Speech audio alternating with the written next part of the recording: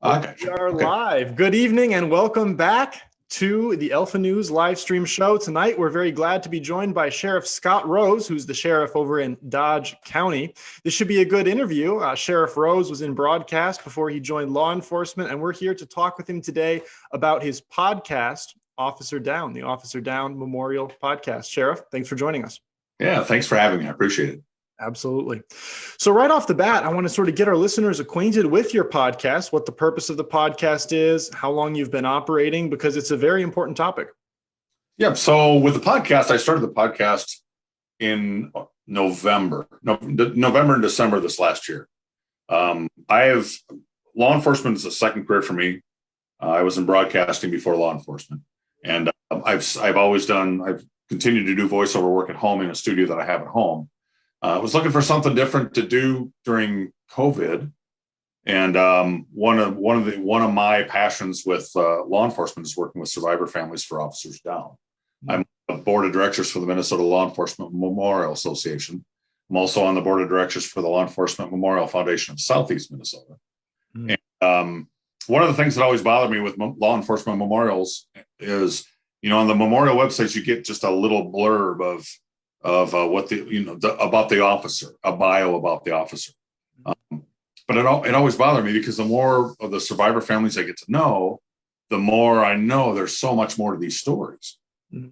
And when you get to know these survivor families, all they want to do is they want to make sure their survivor is not forgotten, or their fallen officer is not forgotten. They want to make sure that their service and their sacrifice is not forgotten.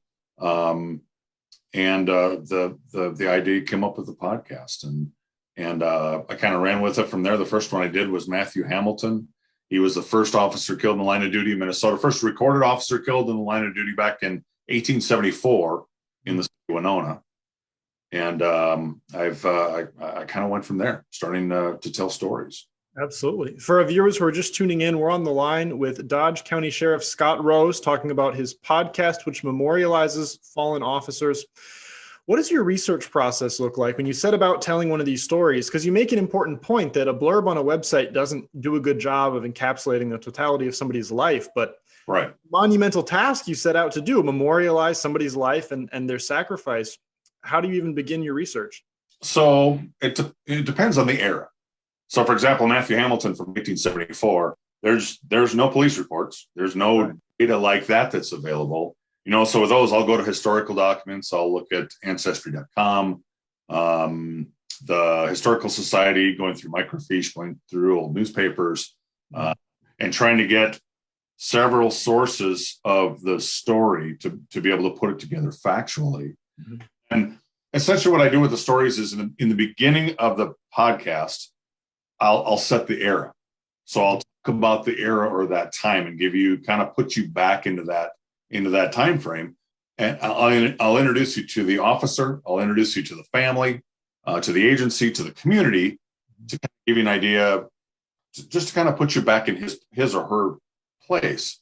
And then I'll go step by step and recreate and walk you through where we lost that officer and how we lost that officer, and then the impact to the community afterwards. And essentially what the story does is, we want to make sure that the service and sacrifice of these officers is never forgotten. I mean, that's the ultimate mission. With some of the newer stories, we want to support the survivor families, and for them, their biggest fear is the service or the sacrifice that they made and that their officer made will be forgotten. And it's just a way to further expound on these stories. Once you get into more current stories, you get into the 60s, 70s. Some of those you're gonna start getting police reports, and more documentation from the agencies. So I'll do a public data request to those agencies for those documents, and I'll take those documents. I'll look for anybody who may be still around that is either a family member or worked, depending on these.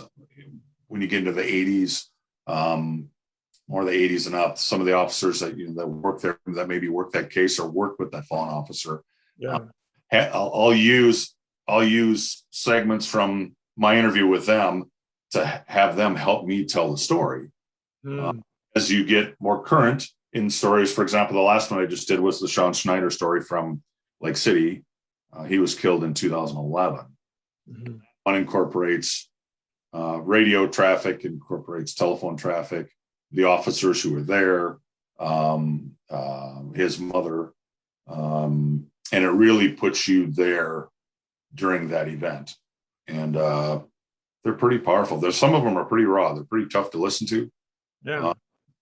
But they're important stories to tell. I have to ask, of course, the main emotional burden falls on the families of these fallen officers. But as you're going through all these old records and you're interviewing them and you're talking with them and you're clipping this audio together, does it weigh on you? Is it kind of a difficult task to put all this together? Yes. And that's an effect on that. I didn't know what to expect of these, frankly. Right. My biggest concern is always to make sure that I put something together that honors that officer in a proper way, and it doesn't end up being something that re-victimizes these families. Right. That's an important consideration. So I want to make sure that they're being honored properly. And but man, some of them, it's hard. Some of them you get emotional with. And I'll be honest, the Sean Schneider one, that was a hard one for me. When I started laying out the radio traffic and the phone traffic, recreating that scene that day, there were times where it put me to tears and I had to get up and walk out and take a break. Mm-hmm. When I first started doing these in the beginning, my wife would say, "Hey, you need to take a break." I'm like, "No, I'm right in the middle of this. I don't want to take a break right now." She said, "No, you need to take a break." I'm like, "Why?" She said, "Well, I always know when you are in the segment or close to the segment where you're recreating what happened. Mm-hmm. You get short, you get snappy, you get irritable. Mm-hmm. Whether you realize it or not, it affects you. Mm-hmm. So you got to make sure you take a break and take a breather. And boy, you get into some of them, and it is emotional. And as a cop, I look at it a couple different ways. As a cop, I put myself in that place. Yeah. Whether it's putting myself in the place of being one of the officers there, or the officer, that was the fallen officer. Mm-hmm.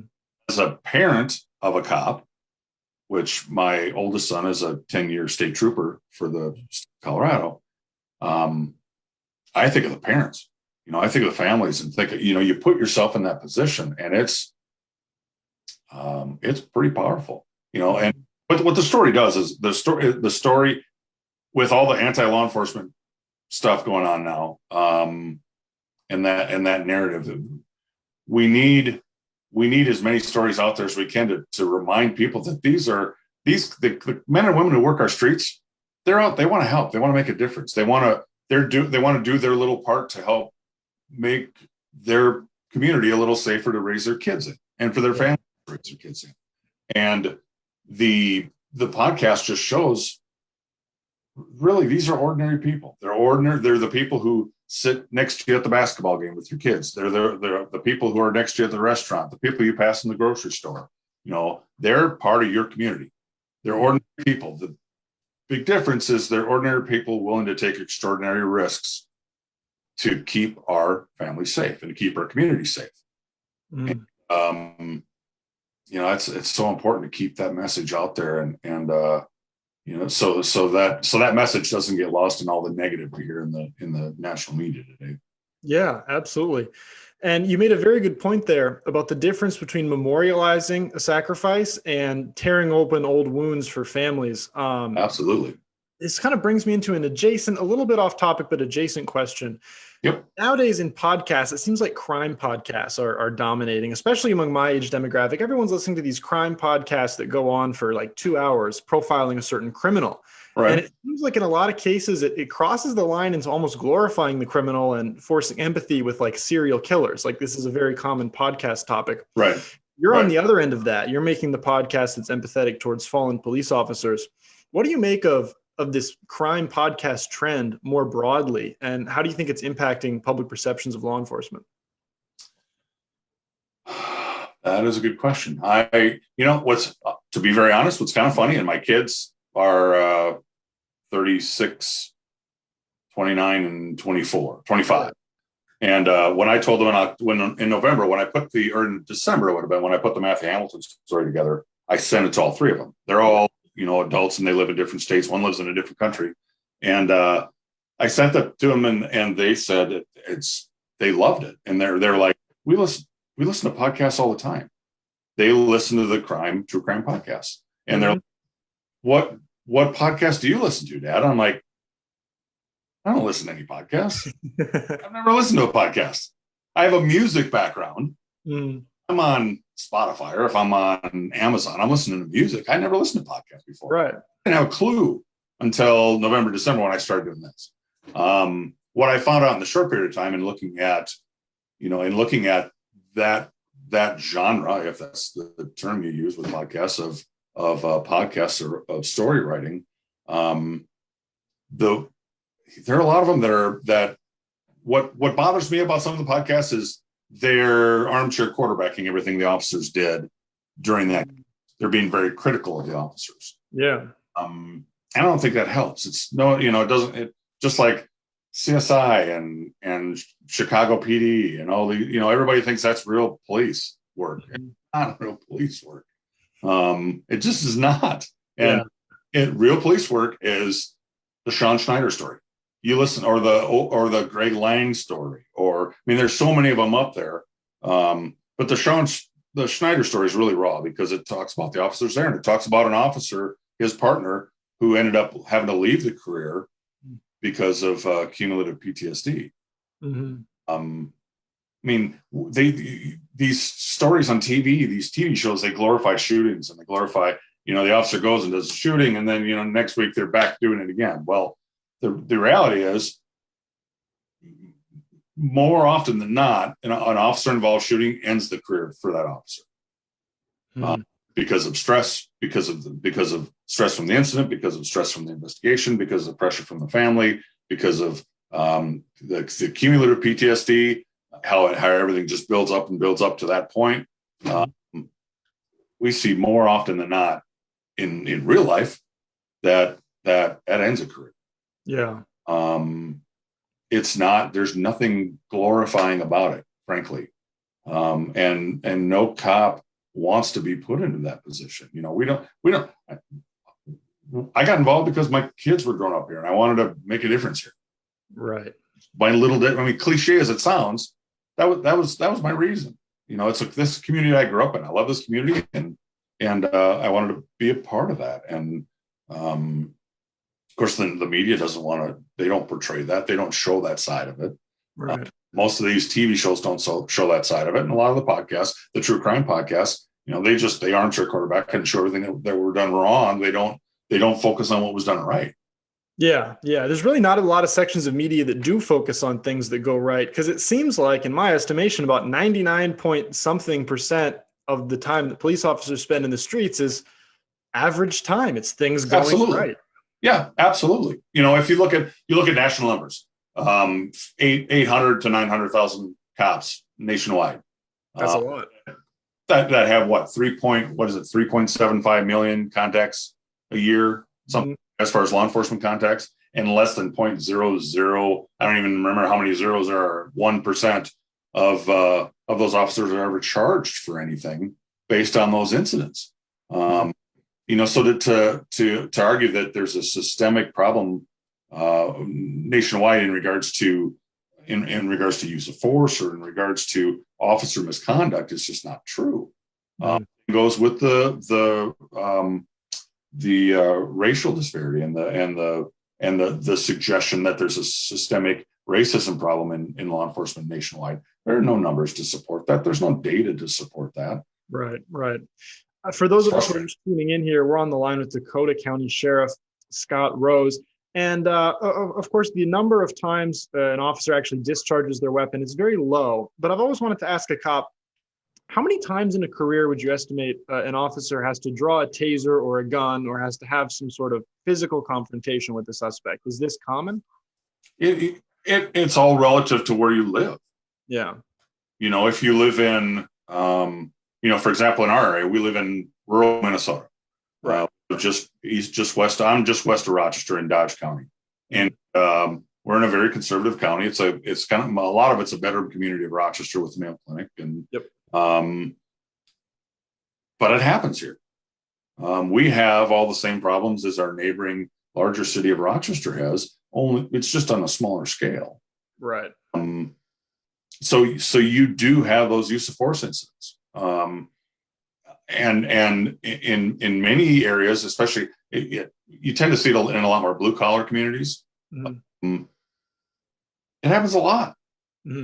But they de-escalate, and especially in the rural areas, rural cops are trained to we call it verbal judo, trying to de-escalate the situation by talking through it, because my backup may be 20 minutes away or 30 minutes away, or I may not have anybody come. So I got to deal with it myself. Do you think that's a skill that's lacking in urban police communities? Absolutely. But there are way more dynamics to that too, in that when you work in a municipality or a larger city, whether it's Minneapolis or Seattle or Portland or Chicago or whatever, in some of those communities, those officers are working in high crime areas, violent areas, where they're on guard all the time. And at some point, that changes you from the standpoint of it's like anything. When you're stressed, if you're always on edge, it's going to be a lot tougher it's going to be a lot tougher sometimes to work through things.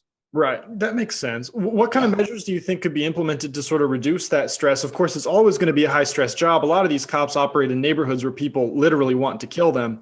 But is there anything that can be done that's not being done already to help people decompress so you don't have tension building up over years like that? Staffing.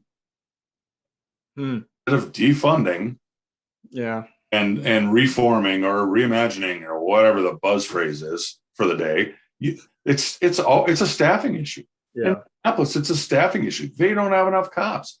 With being full staffed at 800 and whatever their full staff number is, between 800 and 900. They're down almost 300 now. They're low. Since everything last year. I mean, the way it was before, they didn't have enough cops to respond. You need to have enough cops to be there to respond safely, and two, to be able to take some time and get to know your community. There's no way you're going to get to know the people in your community if you're going call to call all the time. Right. It's just not going to happen. Where in rural communities or in communities where things are, your staffing is better, and a combination of your staffing being better and your call load being less, you have a chance to build relationships with those folks that you work with, because we all deal with the same people.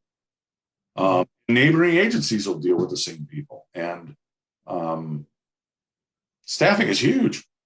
So when they talk about defunding and eliminate, reducing the number of cops in some of these communities, it's just laughable, because that's going to do nothing but increase their crime rates and their homicide rates, like we're seeing right now across the country. Yeah.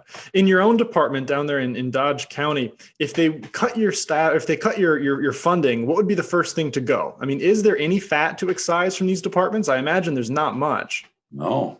We're especially, we're tax driven. Yeah. And maybe in the bigger counties or bigger cities that have a much higher tax base, you may have areas where you can cut, whether it's specialty programs or whatever. But anytime you cut and from an agency that's already working so lean, somebody's going to suffer from it. You're going to lack somewhere. Right. I don't know where we would cut here, because we're I don't want to say a shoestring budget, because we have a good budget. Yeah. But it's a tight budget, It's not like you have pocket money, you have to be planful with your funding. Yeah, because we don't have that. We, in a small community like this, we have 22,000 people here. I don't know what new census numbers is, but that's prior to this census. We were at about 22,000. Absolutely. Have you seen a shift in your own the citizens that you patrol and that you protect? Have you seen a shift in their attitudes towards policing since the last year or so? So here's the difference with communities like ours. So our community is extremely conservative. Yeah. Every representative we have on the House side and the Senate side are all Republicans. Right. Now, law enforcement should be nonpartisan. And in Minnesota, one of the things I really appreciate about Minnesota is we have 87 sheriffs here, and we don't run on a party. We don't. It's a nonpartisan election. Most states, sheriffs have to run in the primary as a Democrat or Republican. I didn't know that. That's peculiar. To get picked by that party, and I think that's wrong. That's wrong. Because then you're married to that party, and there are expectations for you to follow whatever that party platform is. Right. I don't think there's any place for that, and that's where it gets challenging for police chiefs, because they're answering to they're at will, they're not elected, and they're answering to a mayor and a city council, and they're put in a position where they have to follow whatever the narrative is that council and that mayor is following. Where the sheriffs don't have to do that, but we don't have. So in our county, being very conservative, when things ramp up and you get the whether it's the riots or whether it's the big protests or whatever, what happens? We hear more people saying thank you. We have people bringing food. We have people bringing different gifts and making sure that you say hi to the officers, waving at the officers, going out for lunch, and then asking for their ticket and finding out that everybody's meal at the table was paid for by somebody who we don't know. That happens all the time. But it happens more often than people know, in communities that really support their law enforcement. And those are the communities that both sides have to work together to develop that relationship. Right. In order to develop that trust and work together to make the community safer. And that's what rural America does. That's what rural Minnesota does. And I love working I love the county. All of our people. It is really incredible what happens when you get out of the metro area, but especially when you get south of the metro area. Anything south of like Apple Valley is a totally different state, totally different culture. Absolutely. Maybe there's some pockets of Rochester that are a little bit more left-wing, a little rougher, but southern rural Minnesota, it feels like normal Midwest territory. Absolutely it is. Southern Minnesota, and then you go up northwest. Yep, that's the same. You get into the Duluth area and you get up to Cook County or Grand Marais, that area. It kind of goes both ways, but you get into the Walker, Park Rapids, some of those lake counties or lakes communities. It's a completely different area. Yeah, anywhere people are farming corn, you're going to find right. That's kind of the way I judge it. Right. And what's interesting with that to me is that's the DFL party. That was their people. Yeah, isn't farmer in the name? Yes. Yeah. And like I said, I don't like making it political. That I have is when our legislators and our government leaders make law enforcement a political football. Yeah. Force us into it being political. Yeah. And I'm going to always stand up for our people. Always stand up for our guys. Granted, nobody hates a bad cop more than a good cop. So we clean house. We make sure we don't have any issues like that. So we're going to be aggressive in dealing with stuff like that. If we have an issue, we've never had that here. What do you think creates a bad cop? I've always wondered this. I think there's so many different variables there. Whether it's you got to get into law enforcement for the right reason. Yeah, it could be a personality problem. It could be a personality problem. If your only motivation is adrenaline, driving fast, chasing bad guys, that kind of stuff. If that's your motivation, you're not going to last very long because you're going to burn out, or you're going to get in trouble. Yeah, or I imagine you get bored, especially in an area like yours. You're not probably driving fast. No, it just becomes a job. Yeah. And we don't want deputies who think of this as a job. We want deputies who take ownership into this community. We want deputies who feel like my career, what I'm doing here is a calling. What I'm doing here means something. And that's why I'm here to make things better, to help people. How do you think this current wave of public perception is going to impact recruiting? Or you think that's going to draw more of those types of people in, or do you think it's going to It's already impacted it in a very negative way. Yeah, I'd imagine. We have our recruiting numbers are as low as I've ever seen them. Hmm. And if you talk to the colleges, if you talk to any of the, whether it's RCTC or Alexandria or Mankato, those colleges in Minnesota that have good, well-known law enforcement programs, I tell you, their numbers are like frighteningly down. Is that going to cause departments to have to alter their standards, or are we just going to see less cops? No, it's going to be a problem. Like we can't alter our standards because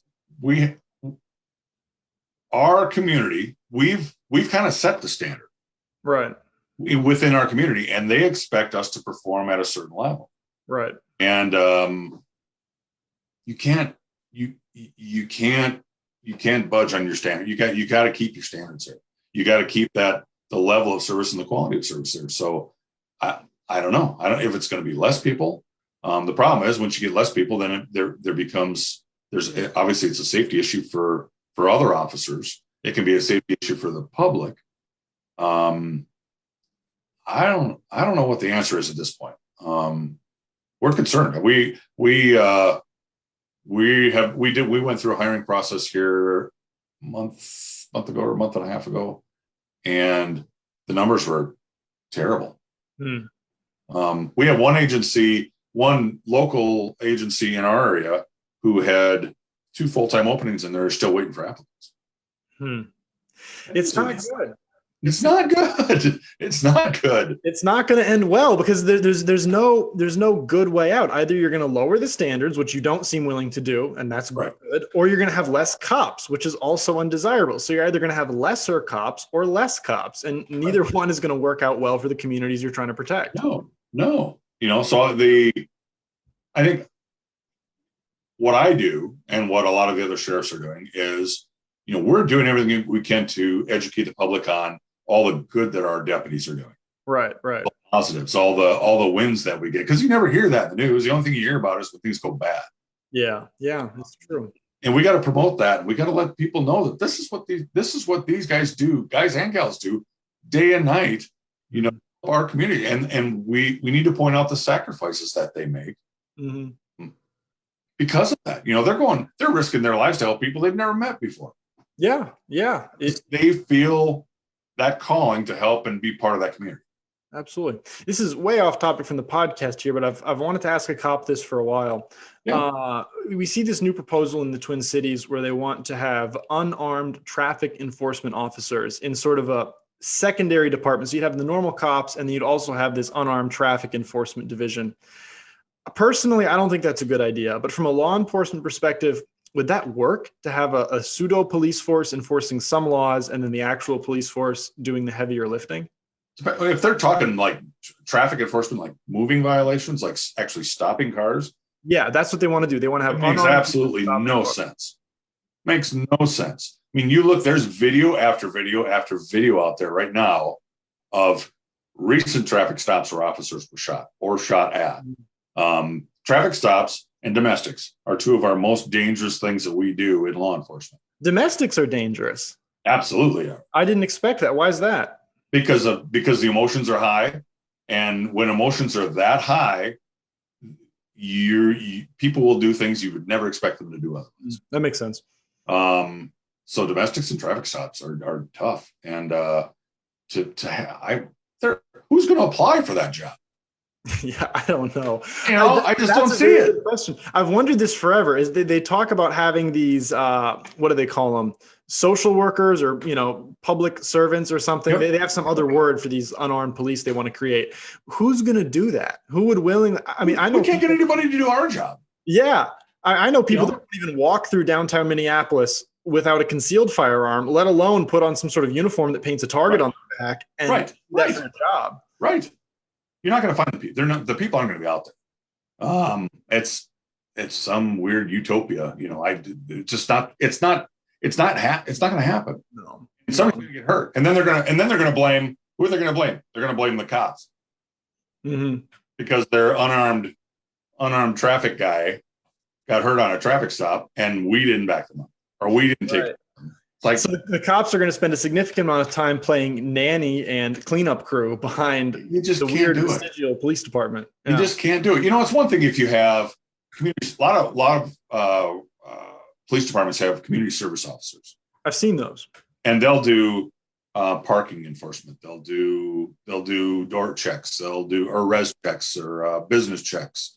They'll do things like that, but they're not going to do they're not going to do traffic. They're not going to respond to certainly to domestic or any incident like that. It doesn't make any sense. Are those community patrol officers you see? I see them in a lot of different Minnesota communities. Are they usually on their way to become police, or is that a career track on its own? There's both. In some of the larger metro areas, that there are people who have gone into it, and I have friends that went into it with the intentions of being a licensed officer, and to the point where they like what they're doing. It's a different aspect of law enforcement, but you're still involved. You're still helping in the community. I think what you see more often than not, it's either I think it's students or folks that are looking up towards getting into law enforcement. That makes sense.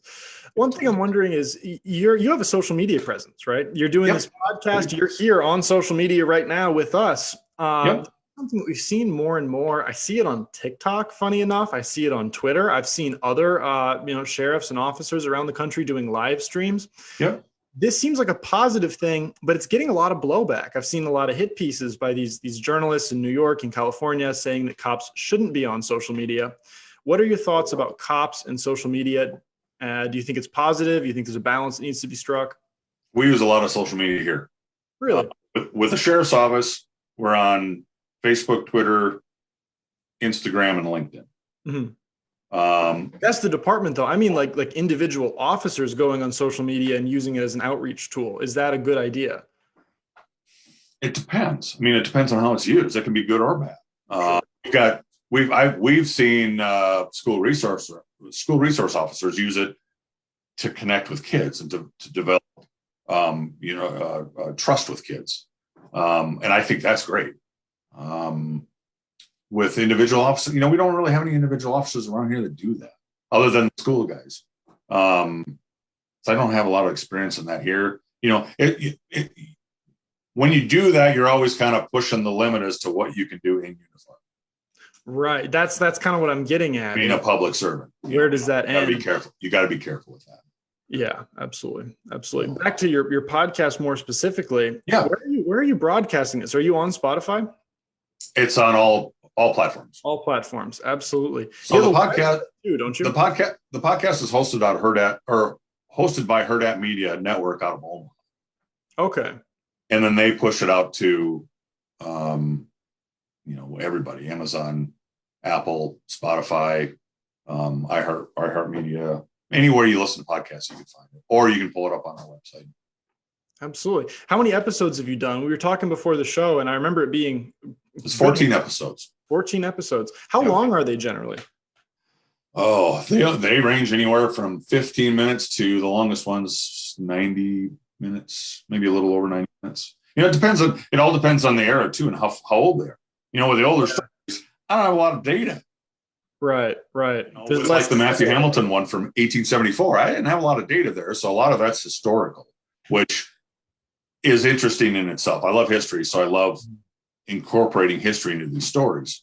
But once you get into these the more current ones that have data available, whether it's reports, whether it's people we can interview that work with those officers, when you incorporate that, the goal is to get, I'd like to be in that 45-minute range. Yep. Stories, but I find that for example, the Matthew Hamilton one, I probably have 80 or 90 hours into that one of work. Wow. With the Sean Schneider one, I probably have 60 hours into it. That's really incredible. And you've been doing this not that long, and you've dedicated so much time. This is clearly a sort of a major force in your life, is putting together this show. I enjoy doing them. Absolutely. And a lot of these survivor families I know, and I made a lot of friends along the way, which has been great. Through the summer months, when we get busier here with events and our different schedule with work, it'll probably go down to, right now we're doing them every other Friday. Okay. Over the summer months, it's probably going to back off to the one Friday or the first Friday each month. from a scheduling standpoint, but we also have some stories coming up that are going to take a lot of time. Yeah. And, I got to find a balance too, because I'm a full-time cop. Yeah. So and I'm married, and fortunately I have a wife that's very forgiving and very supportive of law enforcement, because she doesn't see me very much. Yeah. So, but it's good. What are your ambitions for the show? Do you have any point where you've told enough stories, or are you just going to keep running as long as you can? No, I'm going to keep going. I guess initially when I started doing it, I thought, because I'm involved in the Minnesota's Lima organization, also in the Southeast Foundation. Initially, I thought we have 32 fallen officers in Southeast Minnesota, where I grew up. That's a lot higher than I thought it would be. It's 32 in Southeast. So my initial thought was, I want to do all 32.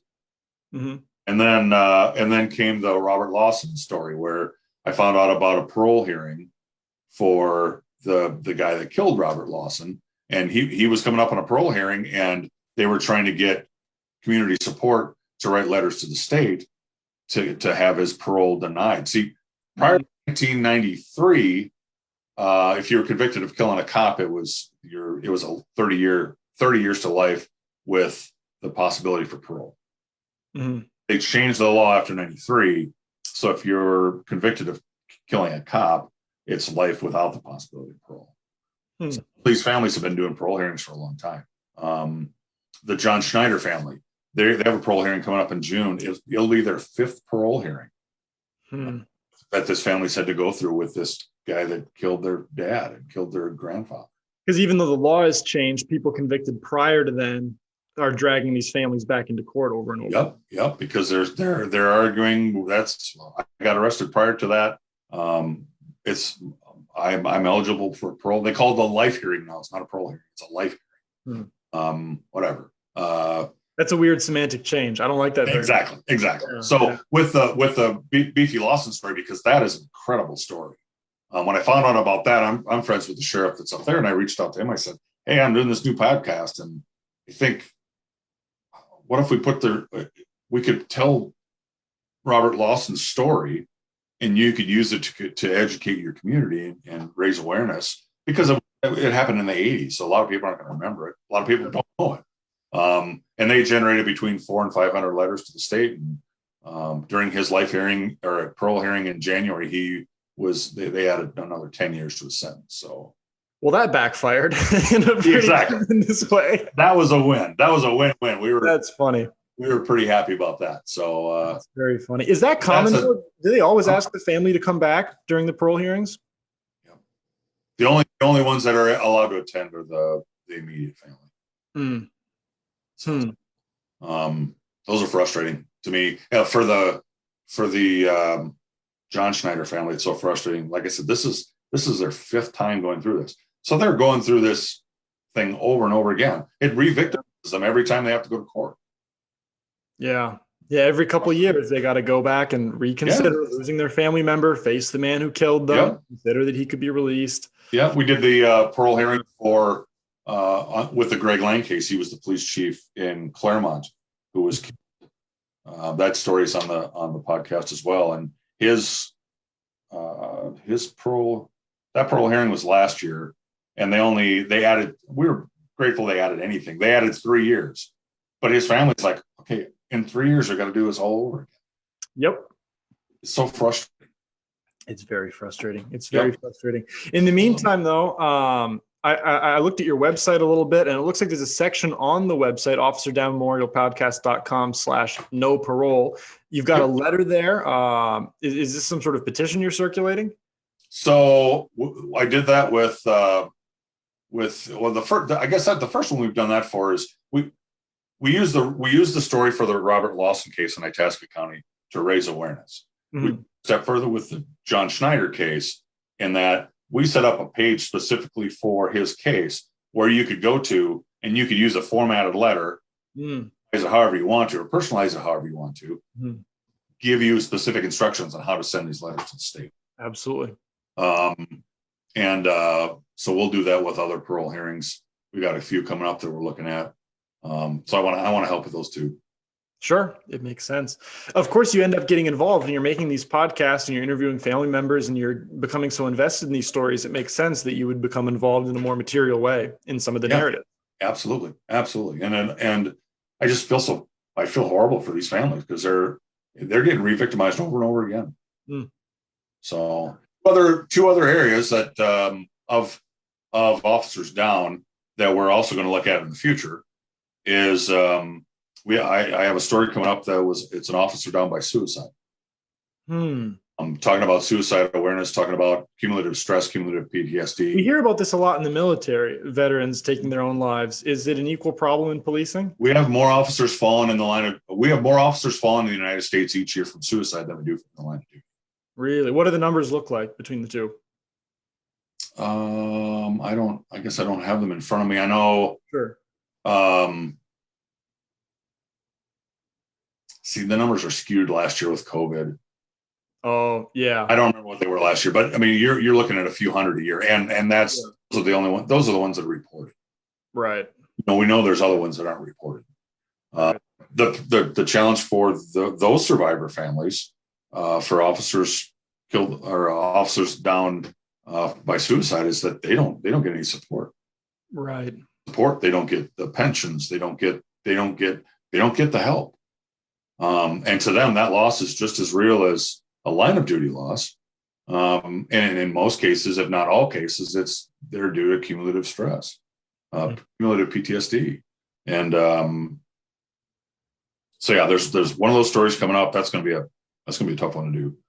And then I have a couple of stories that I'm looking at doing in a survivor series where officers who were gravely injured in the line of duty survived. It ended their career, but they survived. These guys are heroes, and that's part of the mission of the podcast too, is to remind people that people who are willing to go into this calling and to take on this profession, they're heroes. They're willing to step up and do things that they're running towards the gunfire when everybody's running away. To help people they don't even know. Because they care about their community. And people.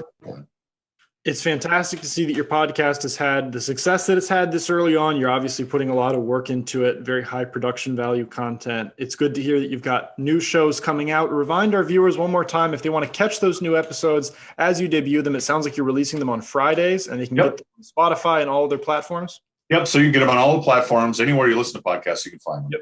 You can also go to www.officerdownmemorialpodcast.com. Yep. Go there. If you're someone like me, who prior to this, I didn't listen to any podcasts, you can click on and get yourself set up on the email list as an email subscriber, and we'll send you notifications every time a story's out.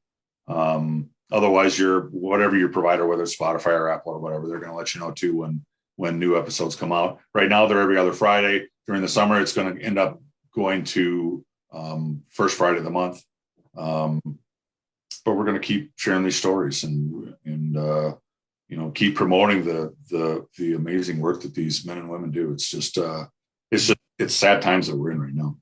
It is. It's sad times, and you're covering an inherently tragic subject, but the silver lining is that there's still heroism in society. And all these stories, they involved a great deal of tragedy, but also a great deal of heroism and sacrifice. And these are things that we should uplift as a society. So it's good to see you releasing this content. Again, to our viewers, this has been Dodge County Sheriff Scott Rose. He runs the podcast Officer Down, or excuse me, is it Officer Down? Yeah, Officer Down Memorial Podcast. Yep. On Apple Music, Spotify, anywhere you get your podcasts. Absolutely. Yep, exactly. Yep. Thanks so much for being with us this evening. Thank you. Appreciate it. Absolutely. And to our viewers, thanks for tuning in. Have a good night and God bless.